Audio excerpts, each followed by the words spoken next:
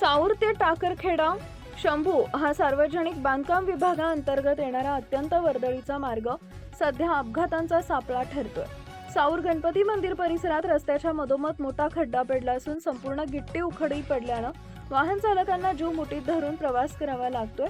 या मार्गावरून 24 तास वाहतूक सुरू असते। विशेषतः अवजड वाहनं, शेतमाल वाहतूक व दुचाकी स्वारांची मोठी वर्दळ असते। मात्र काही दिवसांपूर्वी करण्यात आलेलं डांबरीकरण निकृष्ट दर्जाचं ठरल्याचं स्पष्ट झाले असून अल्पावधीतच रस्ता पूर्णपणे उखडला आहे। गिट्टी रस्त्यावर पडल्यानं मोठा खड्डा तयार झाला असून यामुळे अनेक लहान मोठे अपघात घडत असल्याचे नागरिक सांगत आहेत। महत्त्वाचं म्हणजे या मार्गावर नुकताच जिल्हाधिकारी महोदयांचा दौरा होऊन गेला, त्यामुळे आता तरी रस्त्याची दुरुस्ती होईल का हा प्रश्न उपस्थित केला जातोय। साऊर गणपती जवळ तसेच टाकरखेडा रामा मार्गावरील हा खड्डा तात्काळ बुजवून रस्त्याची कायमस्वरूपी दुरुस्ती करावी, अन्यथा मोठा अपघात होण्याची शक्यता नाकारता येत नाही, अशी जोरदार मागणी वाहन चालक व ग्रामस्थांकडून होत आहे।